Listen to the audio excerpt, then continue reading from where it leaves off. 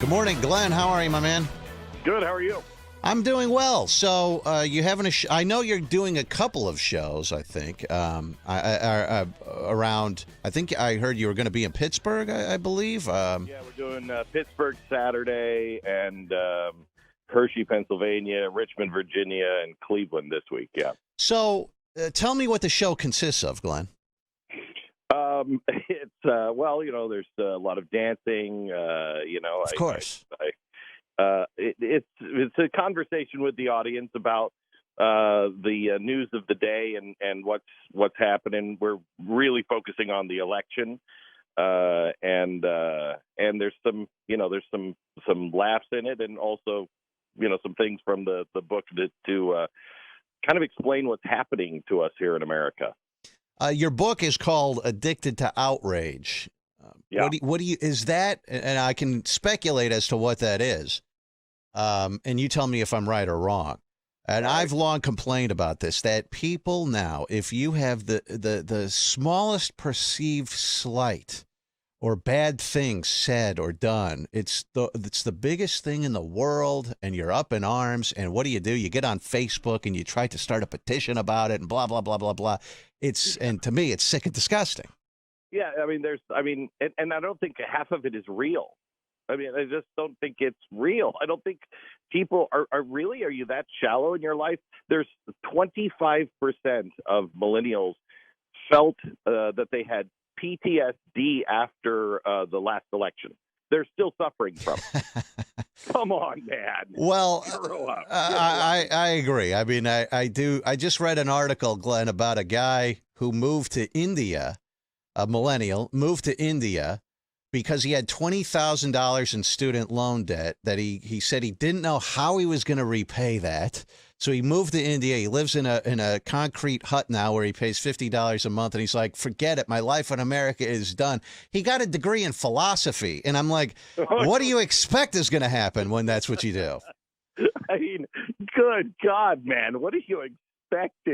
A degree in philosophy. Wow, that you'll be able to serve a lot of chicken with that. Now, Glenn and I probably disagree politically on almost everything, I would assume, but I think the thing that we can agree on is this kind of stuff, and this happens on both sides. This phony outrage,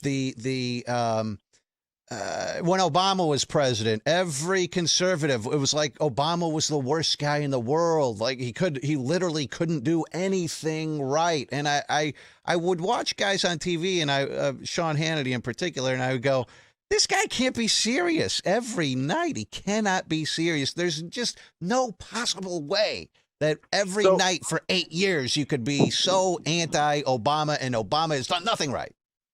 Well, okay, so can I unpack that here for a second? Sure. For 4 years, after the fourth year, after he was reelected, we banned even saying his name on the show. I was just done. I was like, I can't live my life this way anymore. And I was a lot happier when we weren't talking about him. The first 4 years, the first couple of years, he was making some huge moves, and very, very different than an American president had ever been, and introducing some really colossal things, and scared the living bat crap out of me. I really didn't know how we would make it through 8 years of this guy, but we did. And as he, when he left, I said, you know what? In retrospect, he made me a better man because he threw me up against the wall. I had to really figure out, okay, so why do I believe these things? What do I really believe? And so he made me a better man. But what's amazing to me is, I went out after I left Fox and I said, look, I made some mistakes, and you know what? The left painted me some ways unfairly. Other things I did, and I earned those stripes. But we shouldn't. We really need to change the tone of the conversation. The media now and much of the left are freaking out more than the right did. It's crazy that they're blaming Donald Trump for everything. And I've not been a guy who's been a Trump fan. I call the balls and strikes. I like some of the stuff he does. I hate some of the other stuff he does. Can we get some perspective here? Obama didn't kill us. This guy's not going to kill us. Why don't we back away from the edge and just be reasonable and recognize that the two parties are killing us, man. They're killing us. They're making us hate each other.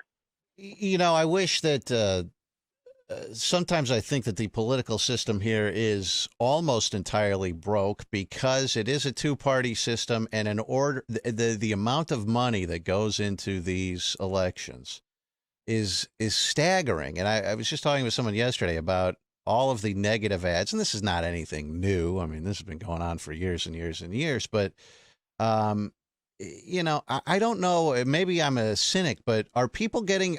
Is the American public getting dumber when it comes to this stuff? And because we tune out to what's happening in the world because you can't take it anymore. All of this back and forth, all of the negative campaign ads.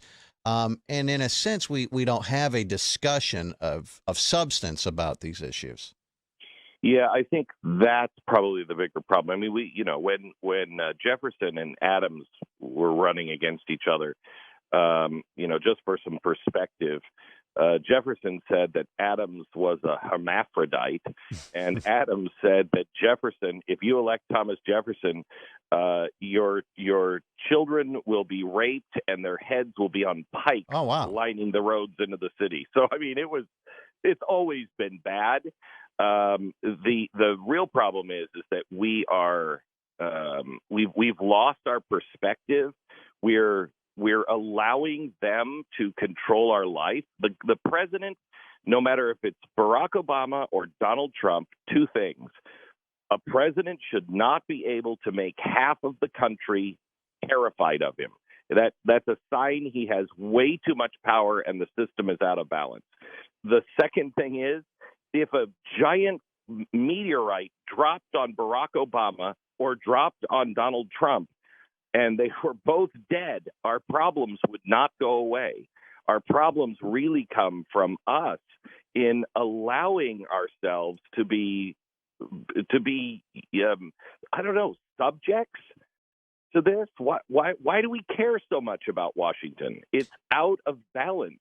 We should care about our local community and our states. The federal government should not have this kind of power. Glenn Beck is on with us. He has a show at the Agora on Sunday at 7 p.m. and his new book, Addicted to Outrage. Do you think, speaking of Facebook and social media, do you think that there is a concerted effort because I do, by foreign powers, whether it's Russia, whether it's Iran, whether it's whoever, to sow division in the United States, to stoke the fire against probably guys like you on the right, guys like me on the left, between race division and a host of other things as well. I think that they have figured out what pushes our buttons, and a divided America is better for all these other foreign adversaries of ours, and we are falling right into this trap. You said a few minutes ago that you and I probably disagree on an awful lot. I'm telling you, you and I probably have much more in common than we have not. Did you? And I'm asking you this sincerely. Is this a theory that you just came up with, or do you have facts to back it up? I don't mean. No. I mean, from reading reports and just the information that Facebook and Twitter has released of the things that have been posted and the micro-targeted memes and things like that. Sure. I think is designed to really divide Americans. Okay, so you're spot on, 100% right. Now let me show you where you can find the facts on this. Just do a Google search for YouTube on Alexander Dugin. He's one of the big Russian advisors. It was his policies that brought them into Ukraine, for Crimea. He's written several books. He has his own party in Russia. His best book is probably The Fourth Political Theory. He believes that communism and fascism just didn't go far enough. He has no problem with Hitler. He just didn't go far enough. He started something called the World National Conservative Movement. I think that it's movement. And it's all over the world. It's sowing its seeds here in America. If you look at him on YouTube, he even talked right before the election. He said, Trump is our candidate. And one of the reasons why he wanted Trump as the candidate was not because he believed in Trump, not because he even wanted him as the president, but because it would sow discord. The Russian philosophy right now, and this is why it is so important that we stop talking about the politics in Washington revolving around the last election and actually look what Russia is doing. Their stated intention is to do exactly what you said, sow discord. So we are arguing at each other. A house divided against itself can't stand. They know that. That's all that's happening. And his symbol for his political party is the ancient symbol of chaos. And if you look around the world, you will see these movements based in chaos. And that's really one of the points in the book is anything that you do to add to chaos is actually helping those who are trying to destroy us, because that's their goal. Sow discord, create chaos, collapse us from within. Glenn Beck is on. He has a show at the Agora on Sunday, November 4th, and his book "Addicted to Outrage" is out. You started. I love radio. I've wanted to be in radio since I was 8 years old. I'm now 43, and I would sit for hours and hours practice being on the radio when I was a little kid. I was probably, I was literally a nutcase, I think. But you started. You're still in radio, but you started as a top 40 DJ. In fact, I'm almost positive we've played clips of Glenn Beck on our show and laughed at Glenn Beck back in its top 40 days. Hey, it's Glenn Beck. Hey, whoa, ding, ding, ding. Sure you did. What led? Awful. What led to? Did you just get older? Did you get? How did this change happen from being like a morning zoo radio guy to a political commentator? Again, this may, this may be your most depressing interview of all time. You may go home and hang yourself. Again, we have more in common. At 8, I knew I wanted to be in radio. My mother gave me for my birthday the War of the Worlds and the golden years of radio, and I listened to those things, and I practiced at 8. 13, I got into radio. I was absolutely awful. And strangely, mildly successfd, even though I was just awful. I wanted to get out of it when I was probably about 35. I had become an alcoholic, and I was just a miserable human being. And so I sobered up, and I actually thought I was destroying my career. I just became very, very honest on the air, which I was formulaic before. It was top 40 morning zoo kind of, ring the bell and, have the monkey swing in on a rope and you know how to do it. So I got on the air and I just started becoming very honest because I didn't care anymore. And I told my dad, I said, I'm going to leave radio. I don't know what I'm going to do. I'm going to go back to school. And he said, you've wanted to do this your whole life. Just find something that you're passionate about. And believe it or not, I got into talk radio because I was making fun of it. I just thought it was, just overblown and ridiculous, and became very successful quickly, almost overnight. And then I had signed a network deal with Premier Radio right before, I think it was in August of 2001. I was supposed to go on the air in January 2002, and then September 11th happened, and my whole life changed. I was all of a sudden with a national audience, and I didn't have a single answer, and I knew it. I had never really paid attention, so I I've spent the last 18 years just really consuming, reading 3-4 books a week and just consuming as much as I possibly could.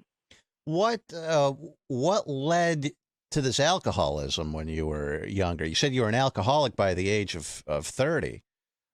Is this something that you think was genetic? Is it was it something in your family? Was it you were running from something? Yeah, all of the above. I really, and I know it's a disease, and it's genetic. Blah blah blah blah blah. I hate all of that. Nobody poured it down my throat. I started smoking pot when I was 15. My mother passed away. She committed suicide. She was an alcoholic, addicted to prescription drugs, and my life kind of spun out of control at that point because I just focused on radio and I kind of buried everything. And by the time I was 30, I was trying to find happiness, and I thought it would come through money and everything else, and it never did. And it only got worse and worse and worse. And then I'd drink more and more and more and get high more. And it just, at 30, I just knew I'm dead. I'm going to repeat my mother's life if I don't change. I can't even imagine Glenn Beck high. Can you guys? No. I mean, I just consider him like, former Fox News guy, political guy, straight-laced. I'm the guy who's just like, you should get high. I'm actually much. I've been saying, for quite some time, the shows would be so much better if I just started drinking again. But your life would probably go down the tubes, I suppose. Yeah, my life would be destroyed. Yeah. So on Sunday, you're going to have a conversation with the audience at the Agora. Someone texted me. They go, Rover, why are you helping out? This is really a get out the vote rally for Republicans. No, it's not. It's not. And by the way, even if it were, I think that people are smart enough to make their own decision in this upcoming midterm election. Don't be duped by what I say or by what Glenn Beck said. And we're not a political show, Glenn. We do all sorts. We have the monkey swinging in and all that kind of nonsense. But I don't just take my word for it or Glenn Beck's word for it. Do some research and figure things out for yourself. It's just so insulting that, the person who wrote in probably doesn't listen to me, doesn't know, hasn't picked up my book to see what it even says. I am so done with the right and left. I am so done with the politics of it all. I am very clear on postmodernism. I am very clear on democratic socialism. However, there's a difference between a Democrat and a socialist. There's a difference between a Democrat and a communist. Democrats I can hang out with and live with and be friends with forever. There's a difference between a Republican and some of these guys in Washington that are just into power and the progressive Republican from the early 20th century. Can we stop this? What we need to focus on, and this is one of the points that I make in the show, is our unum, what brought us together in the first place, and that's the Bill of Rights. If you and I can agree on, just give me 8 of the Bill of Rights out of the first 10. If you can give me 8, we're fine. We're fine, dude. We can solve all of our problems. Glenn, before I let you go, I was reading up on Glenn Beck. I had forgotten this story that you said a few years ago that you had some sort of, I don't know if it was a traumatic brain injury. I don't know what it was, but you said that you had gone crazy over the past few years. No. That's well, let me give you my version of, or my interpretation. Glenn Beck said, I've gone crazy over the past few years. And it's weird because I would come into work sometimes. Glenn Beck is on our AM station here in Cleveland, where our show is based. I don't know where people are listening to the show right now, but He's on our AM sister station in our home city, and I would come in, and sometimes Glenn Beck would be crying sometimes, and I go, "What the hell's up with Glenn Beck?" Or there would be like 2 minutes of silence. I go, "Glenn Beck's having a meltdown again." And then I read that you said I've gone crazy, and I go, "Aha! No. He did go crazy." What happened? No, I said, when you have something happening to your body and you go to doctors over and over and over again, and everybody will verify what's happening, but nobody has an answer for it. It makes you feel crazy. That's what I said. Mm-hmm. It makes you feel crazy. Meaning, gosh, maybe I'm just making this, pain up in my head. Maybe this is just all in my head. Mm-hmm. That's what I said. The media, likes to, again, take things and twist them. So, no, I'm sorry to say I haven't gone crazy. I've not been crazy. I could go crazy. Sure. I had a pain. This is, I don't know if this is the same. I'm sure this is probably not the same thing. I had, Glenn, for a long time, I would wake up and I would have this, this is a very personal thing to tell another man. But I've talked about it on the show before. I would wake up, I had this burning pain in my penis, like at the tip. And, you might think, it must be an STD.